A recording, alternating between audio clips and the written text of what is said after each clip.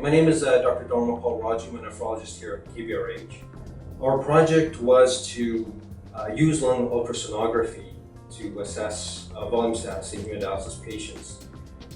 If you do remove fluid too excessively, it can precipitate low blood pressure, loss of consciousness, heart attacks, or it can be quite dangerous. I'm Marlene Johnson. I'm one of the Hemodialysis and Vascular Access Nurses in our renal unit.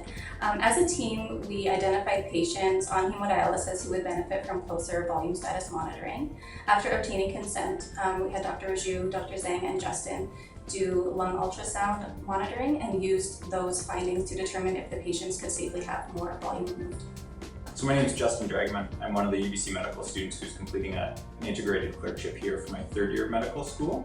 The first step in our results for this project was to assess how often patients are becoming hypotensive when they're in these dialysis sessions. We determined that patients spend about 40% of their time in hypotension when they're undergoing these dialysis sessions. And we wanted to compare this before and after we started our intervention. We showed that we were able to reduce the amount of times patients were spending in hypotension by about 12% after we started using lung ultrasound to guide our fluid status.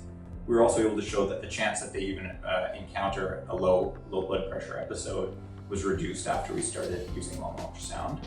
To make sure it was our intervention that was causing this reduction in low blood pressure, we assessed how much fluid they have on their lungs both before and after we started the project, and we showed that we were able to show that the amount of fluid that patients carry on their lungs was also reduced after we started scanning these patients with ultrasound.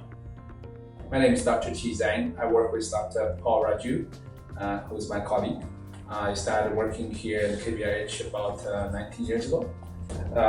As physicians, we want to make sure we improve the patient outcome. That is our uttermost goal for the taking care of patients, but also we want to improve their physical well-being and experience during dialysis. So, quite often our patient, especially hemodialysis patient, experience hypotension, nausea, vomiting, even passing out during dialysis. That is not a good experience by any means. So we want to reduce that kind of side effects, so to speak, and really optimize their dialysis experience. So one of the approach we use is ultrasound to assess the lung, the water in the lung, as well as the total body volume.